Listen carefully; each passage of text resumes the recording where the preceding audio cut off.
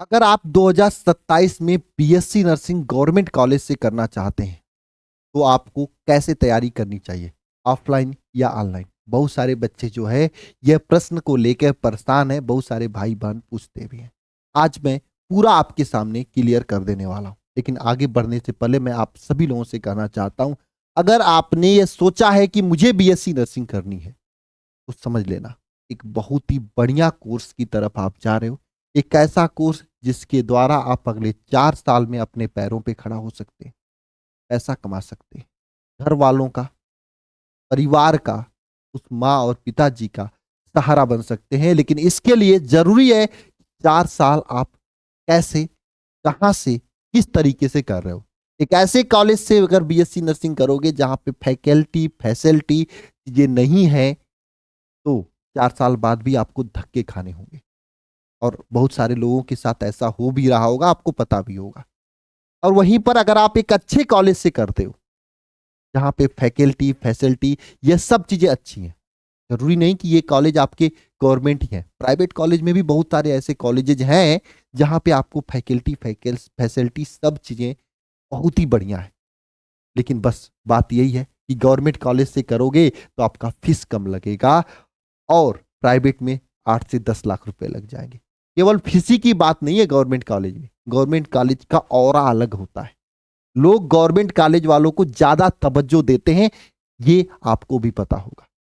और government college अगर आपको पाना है तो ये काम करना पड़ेगा, शुरू से मेहनत करनी पड़ेगी अभी से, क्योंकि धीरे धीरे कंपटीशन बीएससी नर्सिंग में बढ़ रहा है और लोग ऑनलाइन भी पढ़ रहे हैं, ऑफलाइन भी पढ़ रहे हैं। और आज मैं आपको बताऊंगा कि ऑफलाइन पढ़ना बेटर है कि ऑनलाइन पढ़ना बेटर है।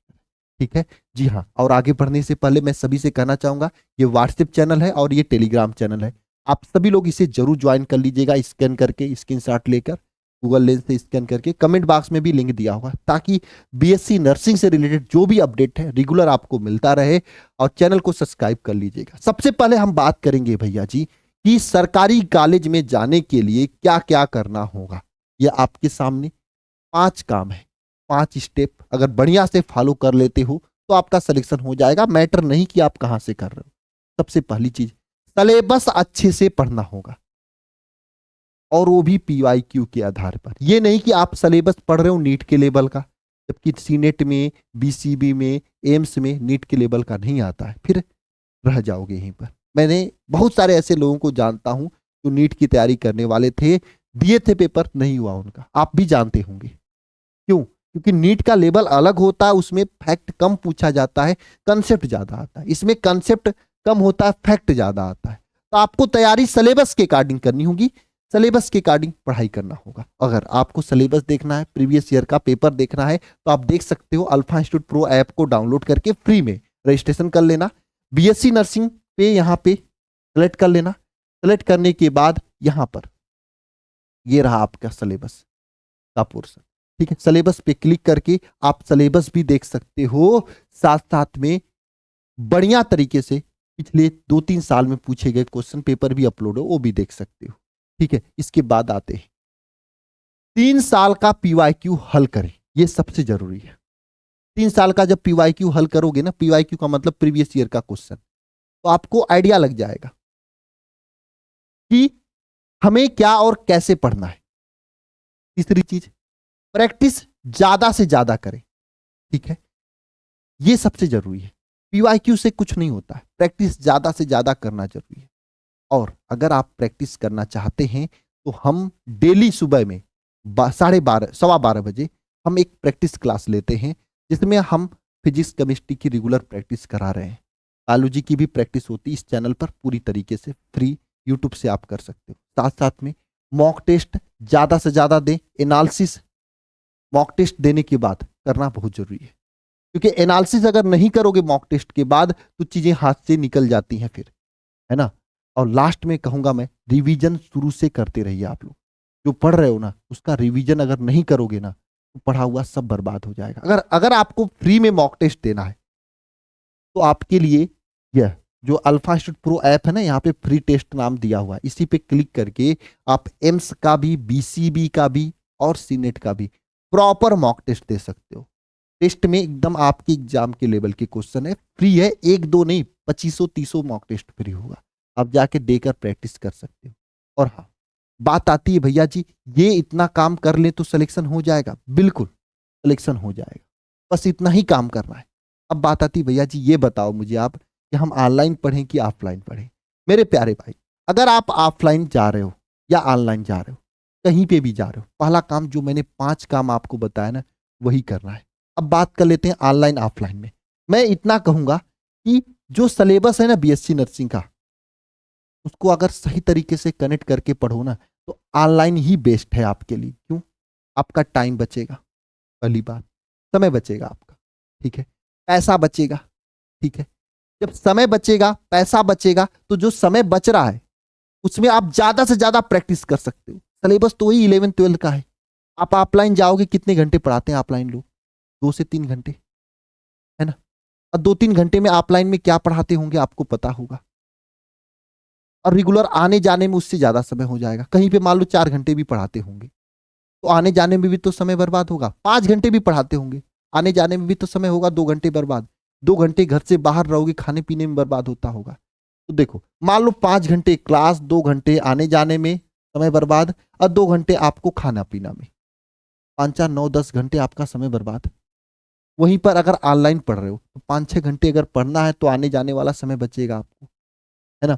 और साथ में खाना पीना, तो यहाँ पे भी खाना ही है, तो जो आने जाने वाला समय बच रहा है। इसके अलावा जो भी अगर आप जाओगे आओगे तो उसमें भी थकान हो जाएगी। थकान होने के बाद भी आपको दिक्कत होगा, फिर पढ़ नहीं पाओगे, है ना। ऐसे ऑनलाइन में क्या है, आप एक जगह बैठकर बढ़िया तरीके से पढ़ाई कर सकते हो, उसमें आपको थकान नाम की कोई चीज नहीं होगी। देखो, मैं भी ऑफलाइन चलाता हूं, लेकिन मैं बता रहा हूं कि आपको ऑनलाइन बेस्ट रहेगा। लेकिन एक चीज आपके लिए लॉस की बात है ऑनलाइन में, आपके पास डिसिप्लिन होना चाहिए। ये नहीं कि पढ़ने के नाम पे आप कोई कुछ चीज खोल लिए, फंस जाओगे, उसमें नहीं कर पाओगे कुछ। डिसिप्लिन है तभी आप ये सब चीजें कर पाओगे ऑनलाइन में। अगर डिसिप्लिन नहीं है तो ऑफलाइन जाने की जरूरत है। और मेरी बात मानो तो आपको अभी, जैसा मैंने काम किया है, मैंने क्या किया, बच्चों को कहा कि भैया जी पहले आप ऑनलाइन पढ़ दो, लास्ट टाइम में जब आपके पेपर से 3 4 महीना बचेंगे तब ऑफलाइन आ जाना। इससे क्या होगा, 3 4 महीने ही रहने का खर्चा आपको देना होगा। मान लो 6,000 रुपये महीने रहने का खर्चा दे रहे हो ऑफलाइन में, 6 के रुपए, 6,000 रुपये महीने का, तो 3 महीने का कितना हो जाएगा, 18,000 रुपये रहने का खर्चा हो जाएगा। 3 महीने, मान लो 4 महीने रहना पड़ा तो 4 महीने लास्ट के टाइम में 24,000 रुपये, है ना। क्योंकि खाने पीने रहने में 3,000 रुपये महीने खर्चा हो जाता है। नंबर 1 चीज। नंबर 2 चीज, मेरे प्यारे भाई बहन, कोचिंग का फीस भी तो दोगे। मान लो अगर हमारे साथ 4 महीने की क्लास कर रहे हो तो मैक्सिमम 15,000 रुपये आपका फीस होगा 4 महीने, ना। 15,000 रुपये तो प्लस 15,000 इसमें भी कर लो ऐड, है ना। तो आपका कितना हो जाएगा, जोड़ सकते हो, है ना। कितना हो जाएगा, 15 24, मान लो यहाँ पे 25,000, तो 24 40,000 में आपकी तैयारी पूरी हो जाएगी। वहीं पर अगर आप अभी से ऑफलाइन आते हो पढ़ने के लिए तो आपके पास कितना समय है, 8 10 महीने बाहर रहना पड़ेगा। तो 10 महीने का मतलब 60 70 हजार रुपये आप तो बाहर रहने में खर्चा, प्लस में कोचिंग 8 10 महीने किसी को पढ़ाना तो ज्यादा पैसा लेगा, वो लेगा आपसे कितना, कम से कम 40,000 रुपये। तो 60 40 लाख रुपये आपका बर्बाद। मैं आपको बता रहा हूं कोई बेटर नहीं निकलेगा, क्योंकि सिलेबस आपको तो वही पढ़ना है जो ऑनलाइन में पढ़ रहे हो। आप जाके ऑफलाइन में लाख रुपए बर्बाद कर दिए, क्या मतलब। ऐसा भी तो मम्मी पापा मेहनत से कमा रहे हैं, पढ़े क्या आप वही चीज जो यहाँ पे पढ़ाया जा रहा था। और यहां तक कि जितना यहाँ पे प्रैक्टिस हो जाती है उतना यहाँ पे प्रैक्टिस तो आप नहीं कर पाओगे, है ना। सीधी सी बात है, ऑनलाइन में प्रैक्टिस ज्यादा होती है ना। तो आपको फायदा क्या मिला, कुछ नहीं, है ना। और वही चीज आप लास्ट के 4 महीने में आके कर सकते हो, लास्ट के 4 महीने में आके कर सकते हो। तब लाकर पढ़ाई करो, लेकिन तब कर पाओगे जब ऑनलाइन एक बार पढ़े रहोगे। ऑनलाइन एक बार पढ़े हो तो लास्ट के 4 महीने में बढ़िया से कनेक्ट कर सकते हो ना, बढ़िया से तैयारी कर सकते हो। लास्ट के 4 महीने में जबरदस्त कर सकते हो। 4 महीने की फीस मैक्सिमम 15 से या 20,000 भी हो सकता है फीस, इससे अधिक क्या ही होगा 4 महीने का फीस, है ना। 20,000 होगा तो 44 45 हजार में काम कर लोगे, है ना। सिलेक्शन हो जाएगा, क्योंकि लास्ट के टाइम में पढ़ा हुआ ही मैटर रखता है। सच बताऊं ना, मेरे पास बहुत सारे बच्चों ने कहा कि भैया हम आपसे ऑफलाइन पढ़ना चाहते हैं, और मैंने चलाया भी था ऑफलाइन, ठीक है। लेकिन मैंने बच्चों को मना कर दिया कि नहीं भैया नहीं, हम नहीं करेंगे ऑफलाइन अभी, हम लास्ट के टाइम करेंगे। क्यों? क्योंकि शुरुआत से करने पे हम पैसा कमा सकते हैं, लेकिन वो पैसा आपके मम्मी पापा की गाढ़ी मेहनत की कमाई की है, गाढ़ी मेहनत की कमाई की पैसा है वो, है ना। और उसको हम ले लिए लाख रुपए। अब पढ़ाई क्या? वही पढ़ाई जो हम 1500 रुपए में ऑनलाइन पढ़ा दे रहे हैं आपको, है ना, या 800 रुपए में ऑनलाइन पढ़ा दे रहे हैं, वही चीज हम आपको इतना रुपया बर्बाद करके पढ़ाया मैंने, वही प्रैक्टिस कराऊंगा जो यहाँ पे उतना कम में करा ले रहा हूँ। हाँ, अगर आपका डेडिकेशन सही नहीं है, पढ़ने में दिक्कत होती, तो लास्ट टाइम में ऑफलाइन आ जाओ। लास्ट टाइम में ऑफलाइन आओगे, तुरंत पढ़ के जाके पेपर दे दोगे। अभी से ऑफलाइन आओगे, इतना पैसा होगा कि लास्ट टाइम में घर जाना पड़ेगा आपको कि हाँ इतना दिन तक रह लिए। जून में पेपर होगा ना आपका, है ना। तो यही बात मैंने बच्चों को समझाया कि देखो अभी जो आपका समय है, इस टाइम आप ऑनलाइन पढ़ो, ऑनलाइन एक बार पूरे सिलेबस को कंप्लीट करो, उसके बाद फिर ऑफलाइन आना। और रहेगी बात हमारा ऑफलाइन क्लास, आपको लास्ट टाइम में ही चलेगा, जनवरी के बाद चलाएंगे, दिसंबर जनवरी के बाद, ताकि तब तक आपको मैं सीख जो यकीन बैच है इसमें हम एक बार आपका पूरा सिलेबस कंप्लीट कर देंगे, एक बार का 1.5 बार सिलेबस कंप्लीट हो जाएगा, है ना, जनवरी फरवरी तक। जब एक बार सिलेबस कंप्लीट हो जाएगा तो जनवरी के बाद से आपका ऑफलाइन आ जाना। एक बार सिलेबस कंप्लीट रहेगा तो ऑफलाइन में बस केवल आपको नोट्स बनाने की जरूरत नहीं रहेगी, हमारे सामने बैठकर आप प्रैक्टिस कर लेना, सिलेक्शन हो जाएगा। और एक चीज ये भी है, पिछली बार हमने ऑफलाइन कराया था ना, तो उसमें कुछ गलतियां हुई थी। गलतियां ये हुई थी, हम किसी के ऊपर भरोसा कर गए थे, किसी दूसरे के कोचिंग में जाके पढ़वाना। अब वो कोचिंग कह रहा है शाम को क्लास नहीं देना, बस दोपहर के समय क्लास देना है, उसमें मुझे भी डिस्टरबेंस हुआ और मैं भी थोड़ा सा उतना एफिशिएंसी नहीं दे पाया। प्लस में बच्चों को किसी और के हॉस्टल में रोक दिया था, ये तो सबसे बड़ी मिस्टेक। किसी के हॉस्टल में रोक रहे हैं, वो हॉस्टल वाले में वहीं में कोई कमाने वाली लड़की भी रही, वहीं में बेचारी ये भी पढ़ाई कर रही है, और वो कमाने वाली घर पे आके खूब बॉयफ्रेंड से बतियाई जा रही है, ये बेचारी पढ़ रही वहां पे, क्या मन लगेगा। ये सब चीज देखते हुए मैंने सोचा कि इस बार ऑफलाइन में सब तैयारी एक छत के नीचे होगा, यानी रहना खाना पीना तैयारी सब कुछ एक जगह। और इसमें किसी और के ऊपर हमें ट्रस्ट नहीं है, किसी के ऊपर भरोसा नहीं, सब कुछ हम खुद करके देंगे आपको, बस आपको रहने से मतलब होगा, है ना। ये मैंने प्लान किया इस बार का, क्योंकि उस बार मुझे सीखने को मिला, गलतियां हुई हैं ऐसी बात नहीं है, गलतियों से ही सीखने को मिलता है ना, कि वहां पर ये सब कमियां थी। दूसरे के ऊपर मुझे भरोसा नहीं करना चाहिए था, है ना। हॉस्टल वाला कहा कि हम पूरा पढ़ाने का पूरा फोकस देंगे, पूरा पूरा माहौल देंगे, कुछ माहौल नहीं दिया उसने। पैसा लिया, खाना पीना अच्छा दिया, ये मानता हूं मैं, जो भी है अच्छी चीज है। कुछ लोग खाना भी कहती हैं खराब दिए, लेकिन हाँ बाहर तो जैसा खाना मिलता है वैसा खाना तो सभी लोग देते हैं, लेकिन वहां पे जो माहौल था ना, वो थोड़ा सा टॉक्सिक था। वहीं में पढ़ने वाला, वहीं में गाना सुनने वाला, दोनों को एक साथ रखा। मैंने कहा कि पढ़ने वाले बच्चों को एक साथ रखिए। हालांकि कुछ मेरे कहने पे, मेरे बार बार कहने पे उन्होंने सुना भी, लेकिन जानते हो ना लोग पैसे के भूखे होते हैं।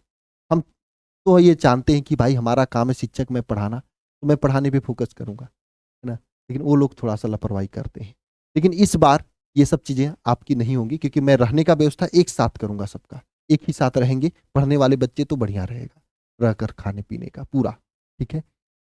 और उसमें किसी बाहरी को अलाउ नहीं रहेगा, तो पढ़ने वाले बच्चे ही रहेंगे, और हमसे पढ़ने वाले बच्चे रहेंगे तो बढ़िया रहेगा। और मैं सभी से कहना चाहता हूँ, ऑफलाइन अगर लेना है तो लास्ट टाइम में लेना, अभी आप लोग ऑनलाइन लेके तैयारी करो यकीन बैच के साथ में। और मैंने ये भी बोला है, यकीन बैच में जो भी बच्चा ज्वाइन करेगा, अगर ऑफलाइन आएगा तो ऑनलाइन में जितना फीस दिया होगा वो फीस डिस्काउंट हो जाएगा, है ना। एक बार ऑनलाइन आप सिलेबस घर बैठकर तैयारी कर लो, लाइब्रेरी से पढ़ लो, फिर हम आपको ऑफलाइन के लिए बुला लेंगे, ठीक है। उसमें भी अगर ऑनलाइन में टेस्ट में जितना अच्छा नंबर आ रहा है, आपको रेगुलर जो टेस्ट दिए जा रहे हो हमारे टेस्ट में, आपको हम बहुत कम फीस में आपका मैक्सिमम फीस डिस्काउंट कर देंगे। जैसे हर टेस्ट जो होता है हर संडे को, उसमें आपका टॉप लिस्ट में नाम आ रहा है, हर टेस्ट में टॉप लिस्ट में आ रहा है, तो हम आपको फ्री में करा देंगे ऑफलाइन, ये भी वादा है आपसे। 3 टेस्ट में टॉप लिस्ट में नाम आना चाहिए, ठीक है ना। लेकिन पहली बात आप ऑनलाइन बढ़िया से मेहनत करो तो, ठीक है ना भैया जी। पहली बात आप एक बार सिलेबस बढ़िया से कंप्लीट करो, ठीक है। तो अगर आप लोग ऑनलाइन बैच नहीं लियो तो ले सकते हो, alpha institute pro app download करके ले सकते हो, या फिर इस नंबर पे कॉल करके ले सकते हो। और एक बार आप ऑनलाइन पूरा सिलेबस कंप्लीट कर लो, फिर ऑफलाइन का सोचना। जो अभी से ऑफलाइन में फंसेगा ना, तो लास्ट टाइम आते आते उसका पूरा जोश खत्म हो जाएगा। मैं जानता हूँ लास्ट टाइम में जो पढ़ाई हो जाती है वही पेपर के सिलेक्शन के रूप में चेंज होता है, लेकिन शुरू से पढ़े होना चाहिए, तो ऑनलाइन में एक बार क्या करो, आप लोग पूरा सिलेबस कंप्लीट कर लो इस बैच के साथ।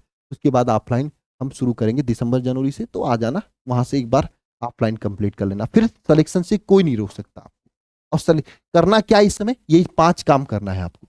अच्छे से सिलेबस को पढ़ना पीओआईक्यू के आधार पे, जो कि मैं पढ़ा रहा हूं आपको। प्रैक्टिस ज्यादा से ज्यादा करना, मॉक टेस्ट देना, एनालिसिस करना है, रिवीजन करना है, बस। इसके अलावा कुछ और नहीं करना है। बाकी मिलते हैं नेक्स्ट सेशन में। थैंक यू सभी को।